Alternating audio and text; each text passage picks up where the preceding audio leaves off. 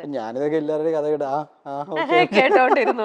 ഇനി എനിക്ക് ഈ പ്രണയത്തെ കുറിച്ച് തന്നെ എനിക്ക് വേറൊരു കാര്യം ഉണ്ണിയുടെ അടുത്ത് ചോദിക്കേണ്ട. അതിന് തൊട്ട് മുമ്പേ നമ്മുടെ മൈൽ സ്റ്റോണിൽ തന്നെ കുറച്ച് നാളുകൾക്ക് മുമ്പേ ഉണ്ണി വന്നപ്പോ ഇതേ ഒരു സബ്ജക്റ്റിനെ കുറിച്ച് ഉണ്ണി ഒരു കാര്യം പറഞ്ഞിരുന്നു.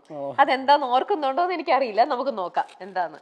ആരുടെയും കല്യാണം കണ്ടിട്ട് അസൂയ തോന്നിയിട്ടുണ്ടോ? പിന്നെ ഇപ്പൊ എനിക്ക് അതാണ് പണി.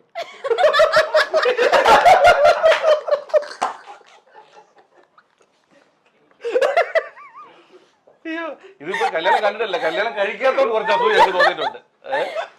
എന്നായിരിക്കും ഉണ്ണിച്ചേട്ടാ കല്യാണം? ദൈവത്തിന് അറിയാം. പാർവതി എവിടെയെങ്കിലും ആരെങ്കിലും ഉണ്ടെങ്കിൽ നോക്ക്. ഓ അതൊന്നുമില്ല, അതൊക്കെ ഇവിടെ വേറെ വേറെ സ്റ്റാർസ് ഒക്കെ ഇവിടെ ഈ ഷൈനിങ് അയ്യോ എന്താണ് ഉണ്ണി അത്? എനിക്കറിയില്ല. പാർവതി ഇങ്ങനെ ചോദിച്ചപ്പോ ഇങ്ങനെ ബേസിക്കലി എന്റെ കല്യാണം നടക്കാത്തതുകൊണ്ടും ഇവർക്ക് ഇത് തന്നെ ചോദിക്കേണ്ടത് എന്താണ് കല്യാണം. ഇപ്പൊ ഞാൻ ചോദിക്കട്ടെ, വീട്ടിൽ അച്ഛനും അമ്മയും പറയുന്നുണ്ടോ ശരിക്കും കല്യാണം കാര്യം? അവര് ആലോചിക്കുന്നുണ്ടോ? ഉണ്ണിക്ക് ഒരു അറേഞ്ച്ഡ് മാരേജ് ആണോ അതോ ലവ് മാരേജ് ആണോ കൂടുതൽ താല്പര്യം? എന്തെങ്കിലുമൊക്കെ നടന്നാൽ മതിയായിരുന്നു. അങ്ങനെയല്ല, ചിലർക്ക് ഇപ്പം നമുക്ക് ചിലർക്ക് സെറ്റ് ആവില്ല അറേഞ്ച്ഡ് മാരേജ്, എന്നാൽ ചിലർക്ക് ലവ് മാരേജ് സെറ്റ് ആവില്ല. അപ്പൊ അങ്ങനെ ഒരു ഉണ്ണിയുടെ ഒരു പെർസ്പെക്റ്റീവ് എങ്ങനെയാണ്? ഞാൻ ഇതിന് ഭയങ്കര ഇപ്പൊ ഇത്രയും സീരിയസ് ആയിട്ട് ഞാൻ ചിന്തിക്കാറില്ല ആക്ച്വലി. കല്യാണത്തെ കുറിച്ച് ഇതുവരെ സീരിയസ് ആയിട്ട് ഇങ്ങനെ അയ്യോ കല്യാണം നടന്നിട്ടില്ല അതുകൊണ്ട് എന്തോ പ്രശ്നമാണെന്ന് ഇല്ല. അത് അമ്മ പറഞ്ഞോണ്ടിരിക്കല്ലേ മോനെ? ഡെഫിനറ്റ്ലി. അപ്പൊ നമ്മളിങ്ങനെ പറയും ഓക്കെ നിങ്ങൾ നോക്കൂ ഏതെങ്കിലും ഒരാൾ കണ്ടുമുട്ടുവാണെങ്കിൽ നമുക്ക് നോക്കാം. പക്ഷെ എനിക്ക് ഒരു കാര്യം വളരെ ക്ലിയർ ആണ്, ഇത് ഈ ടൈമായി ഞാൻ ഈ കല്യാണം കഴിച്ചില്ലെങ്കിൽ എനിക്ക് അതിലൊരു പാനിക് ലെവലില് നിന്നിട്ട് എന്തെങ്കിലും ഒരു എടുത്തു ചാടി ഒരു തീരുമാനം ചെയ്യും. ഈ കാര്യത്തിൽ ഞാൻ ചിന്തിക്കുന്നുണ്ടെന്ന് പറയാം. എടുത്തു ചാട്ടം ഇല്ല. അപ്പൊ പിന്നെ സമയത്ത് സംഭവിക്കുമെന്ന് വിചാരിക്കുന്നു. അത്രേ ഉള്ളൂ. അപ്പൊ ഇനി അടുത്തത് കേട്ടോ, ഉണ്ണിയുടെ സ്റ്റാർ ക്രഷിനെ കുറിച്ച് ചോദിച്ചാൽ എന്ത് ഉത്തരമായിരിക്കും ലഭിക്കുക? അനുഷ്ക ഷെട്ടി. എല്ലാ മൂവീസും കാണാറുണ്ടോ? എല്ലാം ഏകദേശം എല്ലാ മൂവീസ് കാണുന്നില്ല, അത്യാവശ്യം അങ്ങനെയല്ലേ. അടുത്തത്, ഉണ്ണി മുകുന്ദന്റെ സംവിധാനത്തിൽ ഒരു സിനിമ ഇനി എന്ന് കാണാനാകും? എത്രയും പെട്ടെന്ന് സംഭവിക്കട്ടെ. ആണോ ഉണ്ണി? അങ്ങനെ ഒരു പ്ലാൻ ഉണ്ടോ? അതെ ഞാൻ ആക്ച്വലി കഴിഞ്ഞ 5 വർഷമായിട്ട് ഞാൻ റെഡിയാണ്. പിന്നെ സാഹചര്യങ്ങൾ ഇങ്ങനെ ഒത്തുചേർന്ന് വന്നാൽ ചെയ്യുന്ന രീതിയിലാണ്. കഥയൊന്നും കേട്ടു തുടങ്ങുമോ? അങ്ങനെയൊന്നും ആയിട്ടില്ല. എല്ലാം റെഡിയാണ്. ആണ്. ഞാൻ എന്ത് ചെയ്യണമെന്ന് എനിക്ക് ധാരണ ഉണ്ട്. അത് അതിന്റെ ഒരു ലോജിസ്റ്റിക്സും പിന്നെ അത് ചെയ്തെടുക്കാനുള്ള ഒരു ടൈം, പിന്നെ എന്റെ ബേസിക്കലി ഇതിനെല്ലാം തടസ്സം വരുന്നത് ആഗ്രഹമുണ്ട്. അപ്പോ ഞാനിപ്പോ കമ്മിറ്റ് ചെയ്ത സിനിമകൾ കംപ്ലീറ്റ് ചെയ്യണമെന്നാണ് പ്രയോറിറ്റി. എന്നിട്ട് ചെയ്യാമെന്നുള്ളൊരു പ്ലാനില്. Okay, good. അഭിനയിച്ച നായികമാരിൽ ഇനി ഒരു തവണ കൂടി അഭിനയിക്കണമെന്ന് തോന്നിയത് ആരുടെ കാര്യത്തിലാണ്? ഇതൊക്കെ ഓരോരുത്തരും ചോദിക്കുന്ന കേട്ടോ, ഓരോരുത്തർക്കും അറിയാനുള്ള ഓരോരോ അഭിനയിച്ച നായികമാരിൽ. ലാസ്റ്റ് ഇപ്പൊ ഞാൻ ജയഗണേഷിൽ വർക്ക് ചെയ്ത മഹിമയുടെ ഒപ്പം വർക്ക് ചെയ്യാം. ഐ തിങ്ക് ഞാൻ വർക്ക് ചെയ്തതിൽ വെച്ചാൽ വൺ ഓഫ് ദി മോസ്റ്റ് ഈ അടുത്തായിട്ട് ഭയങ്കര പ്രൊഫഷണൽ ആണ്. ഐ തിങ്ക് ഇന്ത്യയിൽ തന്നെ അറിയപ്പെടാൻ സാധ്യതയുള്ളൊരു ആക്ട്രസ് ആണ്. She is very good actually. എന്ന് വെച്ചാൽ in terms of acting and പിന്നെ പ്രൊഫഷണലിസം എന്ന് പറയുന്ന സംഭവം ഉണ്ടല്ലോ, ലൈക്ക് ഒരു പ്രൊജക്റ്റിനെ എങ്ങനെ ഹാൻഡിൽ ചെയ്യണം, ആൾക്കാരുമായിട്ടുള്ള പെരുമാറ്റം, അതെല്ലാം പക്ക. ഓക്കെ, അത് വെച്ച് ചോദിക്കുമ്പോൾ ചോദിക്കട്ടെ, ലോഹിതദാസ് സാറുമായിട്ട് എങ്ങനെയെങ്കിലും പരിചയമുണ്ടോ? കണക്റ്റഡ് ആണോ? ഇല്ല, ഒന്നുമില്ല. എനിക്ക് ആഗ്രഹം ഉണ്ടായപ്പോൾ അച്ഛനോട് പറഞ്ഞു. അപ്പൊ അച്ഛന്റെ ഒരു ഫ്രണ്ട് ഉണ്ട്, ഗംഗാധരൻ അങ്കിൾ, തൃശ്ശൂര്. ഗംഗാധരൻ അങ്കിളുടെ ഫ്രണ്ടാണ് TG രവി സാറ്. അങ്ങനെ TG രവി സാറിന്റെ അടുത്ത് തൃശ്ശൂർ ആരെങ്കിലും സിനിമ ഡയറക്ടർ ആരെങ്കിലും, അങ്ങനെ ലോഹി സാറിന്റെ നമ്പർ അഡ്രസ്സ് കിട്ടി. ആ അഡ്രസ്സിലേക്ക് ഞാൻ കത്തയക്കുന്നു. പിന്നെ സാറിന് ഇഷ്ടപ്പെട്ടിട്ട് സാറ് വിളിക്കുക, അങ്ങനെയാണ് ഉണ്ടായത്. അത് മാളികപ്പുറം ഹിറ്റ് ആയതിനു ശേഷം ഞാൻ TG രവി സാറിനെ വിളിച്ച് ഈ കാര്യം അറിയിക്കുകയാണ്. ചേട്ടൻ കൊടുത്ത അഡ്രസ്സ് കാരണമാണ് പിന്നീട് സിനിമയിൽ വരാൻ സാധിച്ചത്. He was very happy. അങ്ങനെ. ഓക്കെ, ശരി. ഇനി പ്രേക്ഷകർ പീപ്പിൾസിന്റെ അടുത്തത്, dream character of Unni Mukundan, അതാണ് ഒരാൾ ചോദിച്ചിരിക്കുന്നത്. അറിയില്ല, ഞാൻ ഒരുപാട് ഇനിയും സിനിമകൾ ചെയ്യേണ്ടിയിരിക്കുന്നു. അപ്പോൾ അതിൽ വരുന്ന എല്ലാ കഥാപാത്രങ്ങളും നന്നായി വരട്ടെ എന്നാണ്. അങ്ങനെ ഇന്ന സ്പെസിഫിക് ഇല്ല.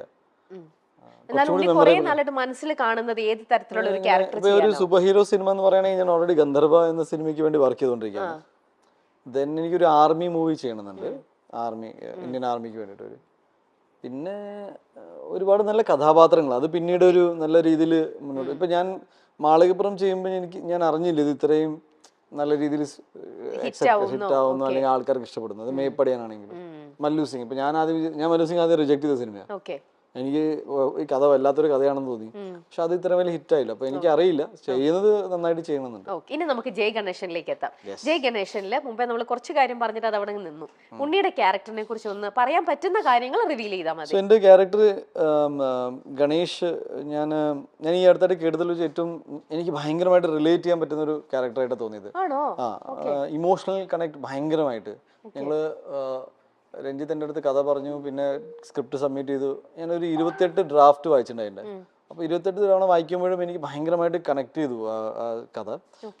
പിന്നെ ഞാൻ ആദ്യമായിട്ടാണ് ഇങ്ങനെ ഒരു സ്പെഷ്യൽ ഏബിൾ ക്യാരക്ടറായിട്ട് ചെയ്യുന്നത്. വീൽ ചെയറിലായിരുന്നു ഫുൾ. അതിൻ്റെ ചാലഞ്ചസ് വേറെ ആയിരുന്നു. അപ്പോൾ രഞ്ജിത്തിന് ഒരു പ്രൈമറിലി ഒരു മുഖമില്ലെങ്കിൽ എങ്ങനെ ആയിരിക്കണം ഇയാളെന്ന് പറഞ്ഞപ്പോൾ അത്യാവശ്യം സ്ട്രെങ്ത് ഫീൽ ചെയ്യുന്ന ഒരാൾ ഈ ക്യാരക്ടർ ചെയ്താൽ പുള്ളിക്ക് ജസ്റ്റിഫൈ ചെയ്യാൻ പറ്റുമെന്ന് തോന്നി. അങ്ങനെയാണ് എന്നിലേക്ക് എത്തിയത്.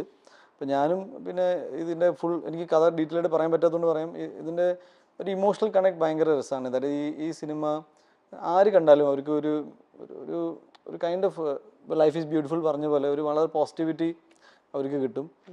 ഒരു കാര്യം ഉറപ്പായിട്ട് പറയാണ്, എൻ്റെ സ്പെഷ്യലി ഏബിൾഡ് സുഹൃത്തുക്കൾ, ബ്രദേഴ്സ് ഈ സിനിമ കാണുമ്പോൾ അവർക്ക് രോമാഞ്ചടിക്കും. ദാറ്റ് ഈസ് അവരെ സംബന്ധിച്ച് എനിക്ക് ഈ സിനിമ ഒരു രീതിയിലും മോശമായി ഈ കഥാപാത്രത്തെ ഇങ്ങനെ കാണിച്ചല്ലോ, അങ്ങനെയല്ലാതെ ഒരു ഹീറോയിക് രീതിയിൽ തന്നെയാണ് ആ സിനിമ നമ്മൾ ഇത് എന്താ പറയുക ഈ ക്യാരക്ടറിനെ നമ്മൾ പ്രസന്റ് ചെയ്യുന്നത്. പിന്നെ നല്ല ആക്ടേഴ്സ് ഉണ്ട്, നല്ല ക്രൂ കിട്ടി എനിക്ക്. പ്രൊഡക്ഷനും ഡിസ്ട്രിബ്യൂഷനും നമ്മൾ ഹാൻഡിൽ ചെയ്യുന്നത് UMF ആ ചെയ്യുന്നത്. പിന്നെ മൊത്തത്തിൽ മാളികപ്പുറം എന്ന സിനിമയ്ക്ക് ശേഷം എനിക്കൊരു ചെറിയ പ്രഷർ ഉണ്ടായിരുന്നു, ഇനി എന്ത് ചെയ്യണം, ഇത്രയും പ്രതീക്ഷകൾ പിന്നെ എൻ്റെ ഈ സിനിമ കണ്ടതും വിജയിപ്പിച്ചത് ഒരു ഫാമിലി ഓഡിയൻസ് ആണ്. അപ്പൊ ഫാമിലി ഓഡിയൻസ് ബിഹേവ് ചെയ്യുന്നത് യൂത്ത് എന്ന പോലെയല്ല. ഇവര് ആ സിനിമ കാണണമെങ്കിൽ അവർക്ക് ഒരാളല്ല സിനിമ കാണാം, 4 പേര് സിനിമ കാണാം. 4 പേര് എന്ന് വെച്ചാൽ ചുരുങ്ങിയത് ഒരു 1000 രൂപ, പിന്നെ ട്രാവൽ, സമയം മാറ്റിവെക്കുക. അപ്പോൾ ഒരു വലിയ ചെലവാണ്. ഒരു യൂത്ത് സിനിമ കാണുന്ന വെച്ചാൽ അയാൾ മാത്രം പോയി കണ്ടുവരും. വീട്ടുകാരോട് ചിലപ്പോൾ നല്ലതാണെന്ന് അവൻ പറയും, ഇല്ലെങ്കിൽ പണം ഡ്രോപ്പ് ചെയ്യും. ഫാമിലീസ് ഒരു ആക്ടറിനെ ട്രസ്റ്റ് ചെയ്തിട്ട് സിനിമയിൽ പോകുന്ന ഒരു സ്വഭാവം കാണിക്കുന്ന ഒരു സ്വഭാവമുണ്ട്. ഇപ്പം ഞാൻ കുറേ പേരെ കാണുമ്പോൾ ഉണ്ണിയുടെ അടുത്ത പടം ഏതാന്ന് പറയുമ്പോൾ എനിക്ക് നല്ലൊരു സിനിമ അവർക്ക് കൊടുക്കണം എന്നുണ്ടായിരുന്നു, നല്ല സിനിമ. അപ്പോൾ ഒരു വർഷം ഇതിനു വേണ്ടി മാറ്റി വെച്ചൊന്നല്ല, ഇതിനിടയിൽ ഞാൻ തമിഴ് ചെയ്തിട്ടുണ്ട്.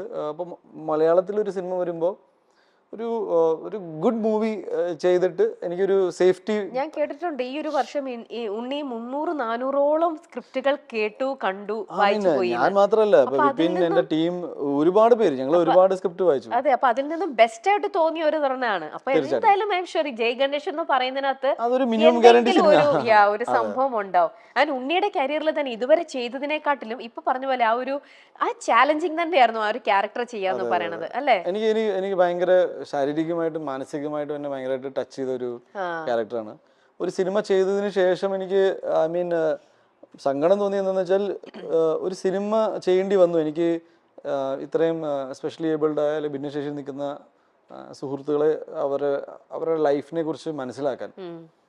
നമ്മുടെ സൊസൈറ്റി ഡിസൈൻഡ് നമ്മളെ പോലെ ഇങ്ങനെ ജീവിച്ചു പോകുന്ന ആൾക്കാർക്ക് വേണ്ടിയിട്ടാണ്, എൻജിനീയർഡ് ഫോർ ദാറ്റ്. ഒരു റൂമിലേക്ക് കയറുമ്പോൾ ബുദ്ധിമുട്ടുണ്ട്. ഞാൻ ചുമ്മാ വീൽ ചെയറിൽ റൂമിൽ കയറുന്ന സീക്വൻസിന് ഞാൻ തലകുത്തി വീണു. എനിക്ക് അന്ന് ഉണ്ടായ സങ്കടം ഞാൻ വീണതിന്റെ അല്ല, ഇതൊക്കെ നമ്മളിതിനെ നമ്മുടെ ശ്രദ്ധ പോയിട്ടില്ലല്ലോ ഇതില്. സോ ഡെഫിനറ്റ്ലി ഈ സിനിമ കൊണ്ട് ഞാനതൊരു നല്ല വ്യക്തി എന്ന രീതിയിലും മോർ എന്താ പറയാ കമ്പാഷനേറ്റ്, നമുക്ക് അറിയാൻ പറ്റി, ഫീൽ ചെയ്യാൻ പറ്റി, ഇമോഷണൽ കുറേ സാധനങ്ങൾ. പിന്നെ ഞാൻ പറയട്ടെ, ദൈവം എന്ത് ടെൻഷൻ വന്നാലും എന്നെ ഇങ്ങനെ ആക്കിയല്ലോ എന്നതിന്റെ ഒരു കടപ്പാടുണ്ട് ദൈവത്തിനോട്. എന്ന് വെച്ചാൽ ഓക്കെ, എവറിങ് ഈസ് ഫൈൻ. നമ്മുടെ ആരോഗ്യം നമ്മുടെ കൂടെ ഉണ്ടെങ്കിൽ തന്നെ വലിയ കാര്യം.